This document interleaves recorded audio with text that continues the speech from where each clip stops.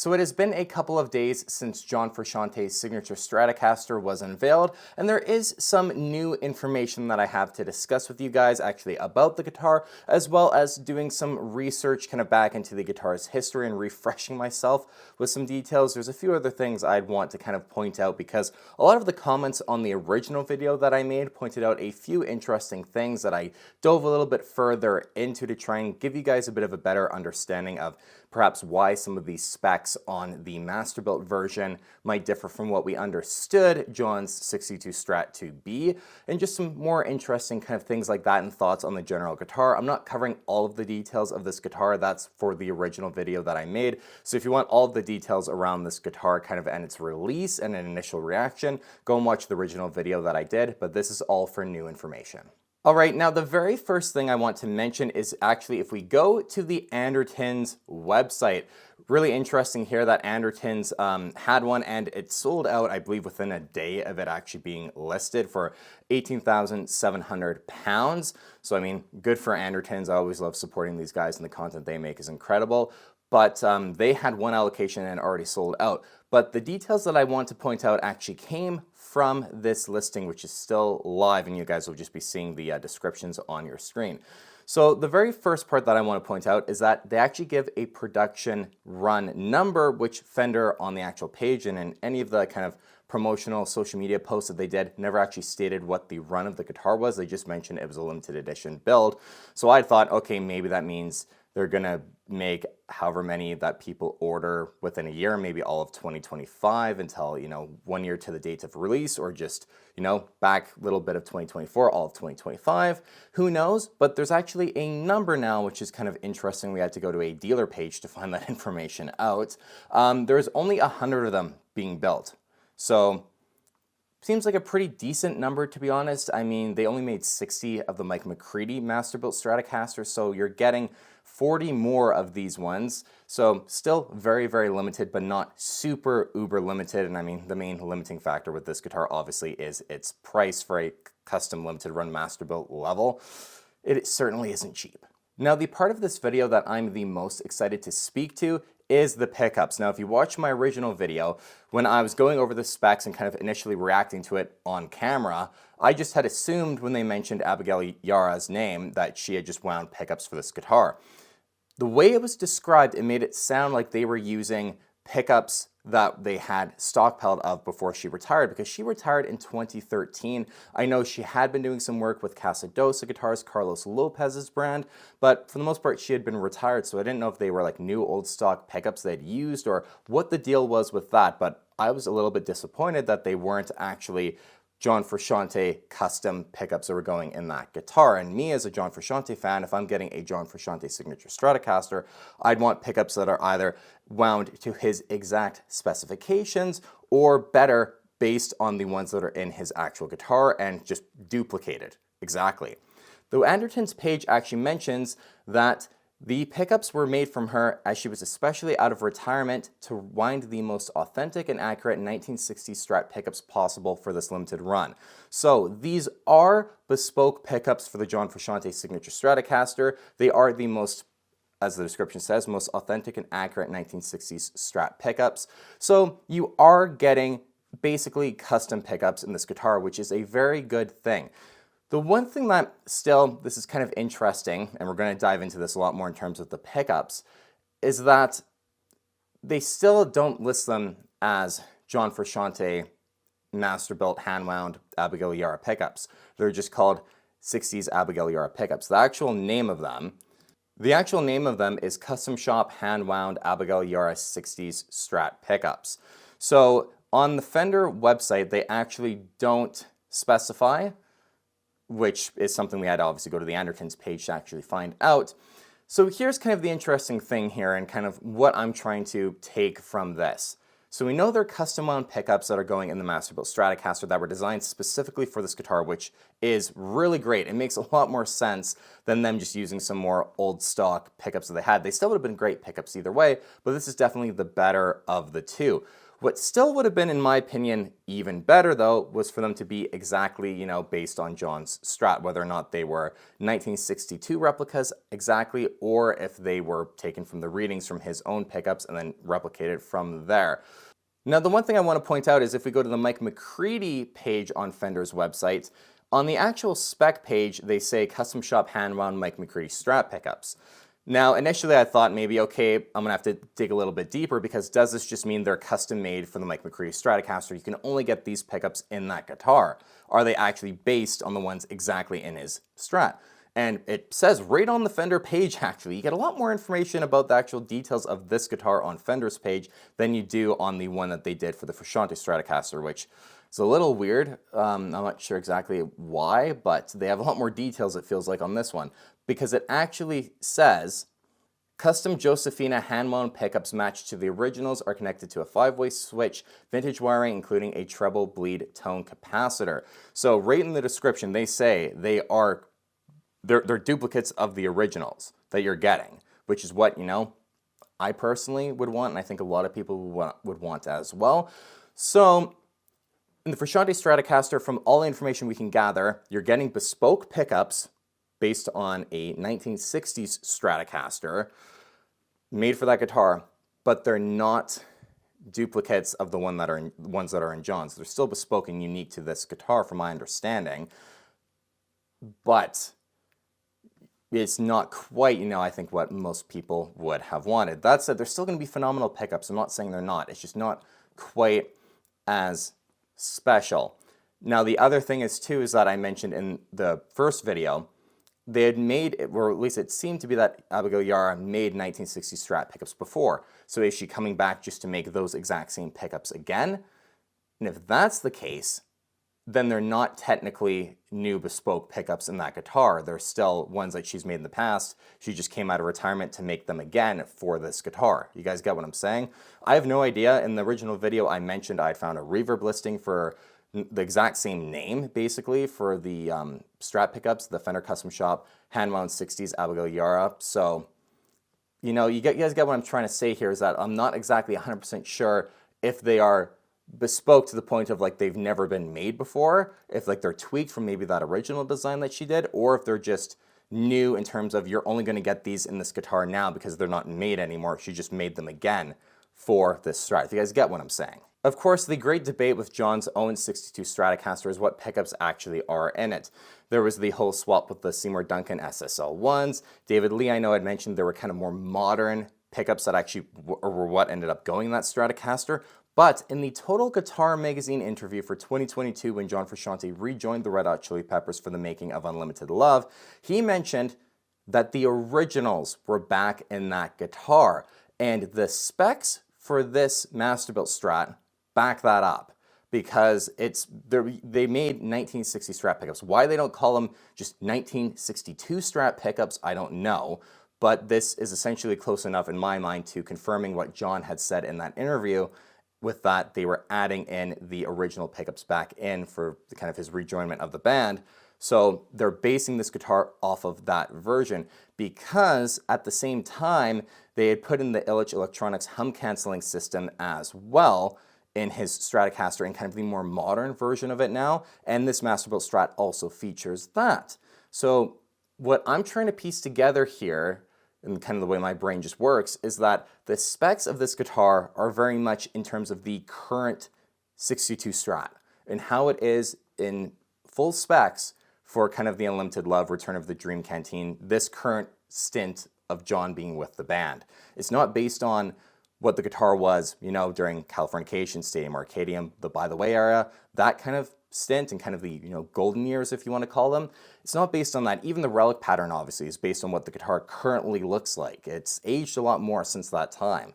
So everything kind of indicates that that's what they spec the guitar on, with Henry talking with, Paul Waller and kind of that whole team up that happened there. It's very much the current kind of spec version of the guitar. So the fact that they're doing 1960 Strat pickups in the Masterbuilt version backs up, in my mind, the fact that John has said the originals went back in. Now, when it comes to that Total Guitar Magazine interview, there's something else that's rather interesting and definitely worth mentioning, And it's that the connection between John Frusciante and Paul Waller actually goes back a bit further than we might have initially thought from this partnership with the Masterbuilt Signature Strat. And it's that John mentions that Paul Waller made custom pickups for his 1955 Stratocaster, obviously another very big fan favorite guitar of a lot of John Frusciante fans. So Paul Waller's pickups are what are in the 55. So maybe that's what kind of sparked the conversation where John went to Fender and they kind of hooked him up with Paul Waller and he made custom pickups for that guitar. And then they got to talking and he was like, well, you know, if you ever want to maybe talk about making a signature Stratocaster, I'd love to be a part of that. And maybe that's where kind of a friendship happened. And then, you know, the rest is history, and kind of Henry helped to make that whole process happen. That's just a kind of unique connection between Paul Waller and John that's definitely worth pointing out as well. That was mentioned in that Total Guitar Magazine interview. Now, the next detail we have to talk about is the fingerboard radius, and in the comments and online I saw a lot of people actually talking about how the 7¼ inch radius that the Masterbuilt Signature version has is not what we have known John's own 62 Strat to have. And I went to JFFX, ran by JF Gear as well, a friend of mine, and they interviewed Dave Lee back in the day, and he had actually mentioned that, just to quote the website here, we had a couple of the most workhorse guitars refretted. We replaced the frets with the same size that was stock on the guitar. We did plane the Strat's fingerboards down to 9.5 to avoid fretting out while bending, indicating very much that the 62 being the main workhorse Stratocaster would have been taken down from that 7¼ inch to 9.5. So why does the Masterbuilt Strat have 7¼ inches? I think the answer is pretty simple, if I'm being honest, because that's the way John's 62 is currently set up. Everything I've talked about so far today in terms of the pickups, the LH home canceling system, this guitar is very much based on the current specifications of the guitar. Obviously, they can turn it back from a 9.5 to a 7¼ inch. They can refret the guitar and actually change it back to kind of the original vintage spec, and maybe that's what John was kind of more or less going for. If they added in the original pickups back in, for example, maybe he went back to the original fingerboard radius of the guitar as well. It's very possible, especially if you think of John playing the Olympic White Stratocaster that was once owned by Jimi Hendrix. Maybe that's a guitar he also got in, vintage radius, fell in love with it. You know, he's playing that Fiesta Red Strat as well. You never know. He might have grown to like the 7¼ inch radius. It's John Frusciante. He can play anything, right? People's preference, people's, ideas of what they like to play, it changes. You're not going to, the odds of you liking the exact same feeling guitar, exact same playing guitar your entire life, especially as a professional musician like John, maybe you will, but there's also, I think, a pretty good chance that you won't. Just like guitarists change amps, they change pedals, they change their tone a bit, and it evolves.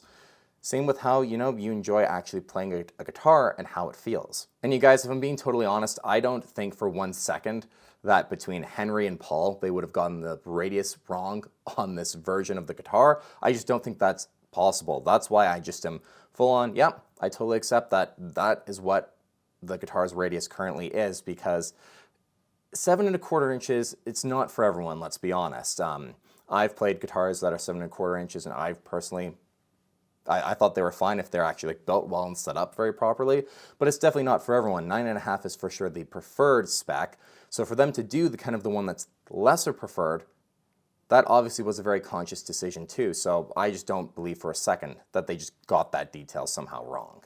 And speaking of the guitar's radius, it being refretted and just some apparent inconsistencies or things that you might not expect the Masterbuilt Strat to have, the guitar has 6105 frets, and a lot of you guys were talking about how that seems to be an odd choice because John hates jumbo frets.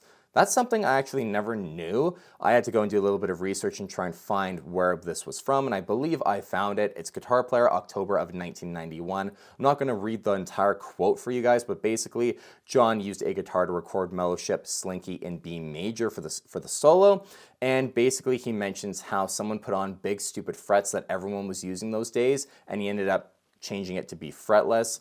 The guy basically told him, man, you got to get new frets. And then he put on these huge frets, jumbos, which were like shit. So wimpy. When I play, I press down hard on the strings. And when I did that with the jumbos, it didn't even sound in tune. So I just told him to make it fretless. That's right from Guitar Player, October of 1991. So yeah, pretty apparent that John hates jumbo frets. Here's the thing. 6105s are not actually called jumbo. If you go to the Fender website, if you go to Dunlop's website, they're actually classified as narrow tall. They're not the most jumbo frets that you can get put on a Stratocaster. So I'm just putting it this way. John didn't specify he hated 6105 frets. He didn't say that. They could have put on, something that was bigger on the guitar, and then he just said, to heck with it, just make it fretless and let's call it a day.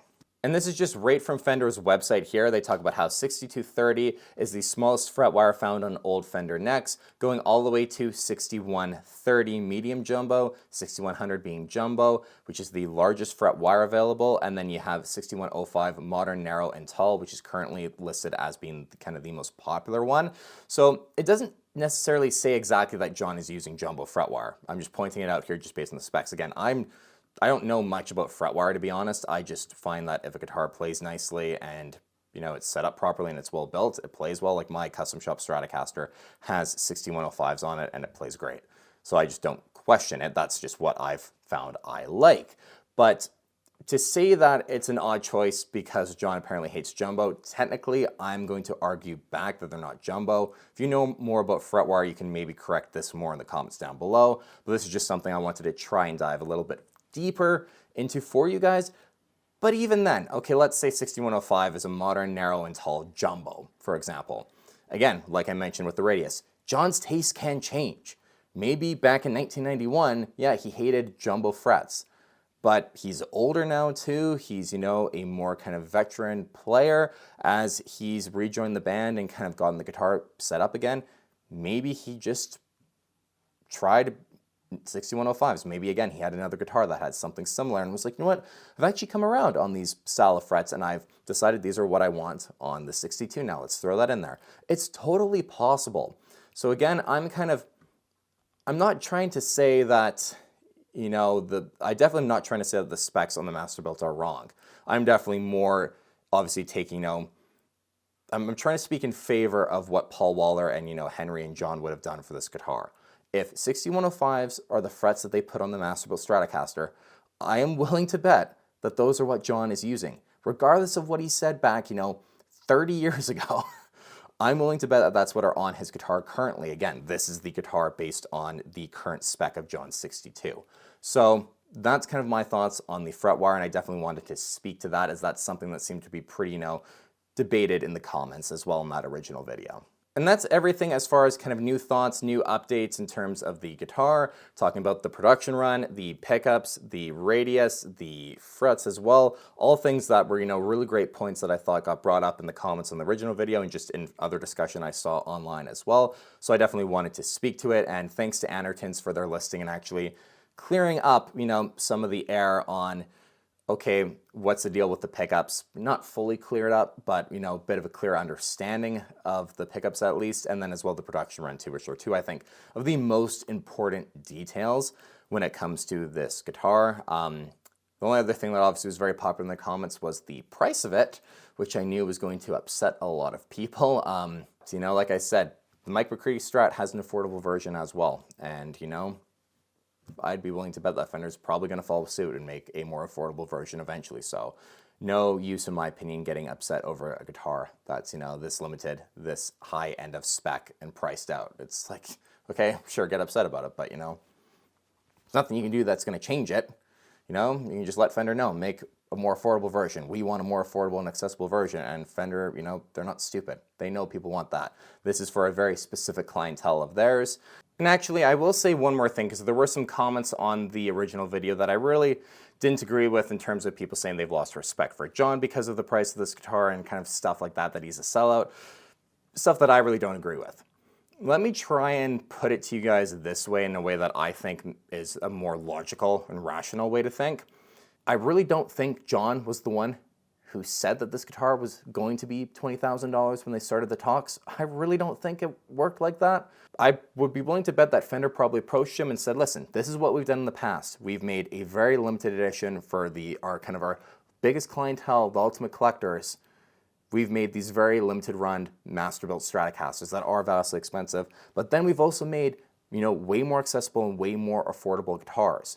I'm willing to bet that's probably how the conversation went. Let's replicate the guitar, you know, to the finest detail and degree first with the master belt. We'll take what we've learned from this and then apply what we can at the lower price point and make it more accessible with everything we've learned from getting to know the guitar and making those master belt Stratocasters. That's another thing too about the whole process. That's why doing the ultimate high-end virtually identical guitar first, that's why that makes a lot more sense to do first than to go to making the more affordable version, because you get to know the guitar inside and out, and then you can apply what you've learned to the more affordable version, therefore making it better than you might have otherwise by just starting off with that basis. It doesn't make sense to start off with the more affordable one and then work your way up. Learn everything about the guitar, learn all the details, learn it inside and out, replicate it, and then come down from there and making the more affordable version.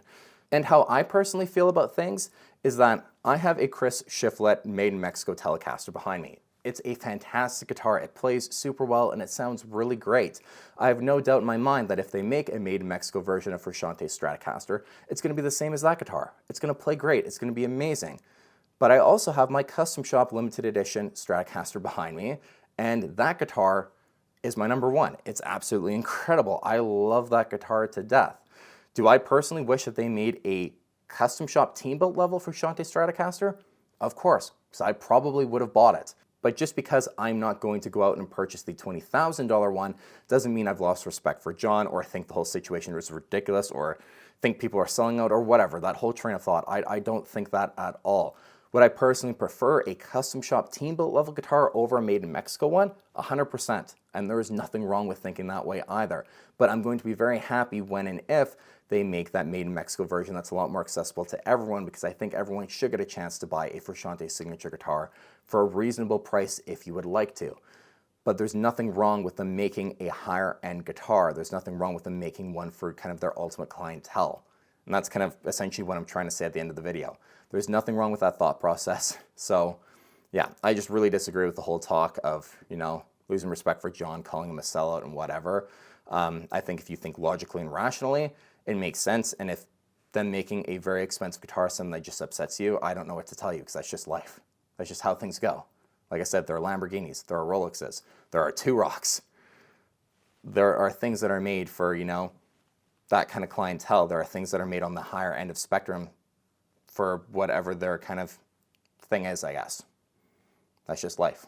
So I think getting really upset by it just doesn't do you any good, doesn't do anyone any good, you know?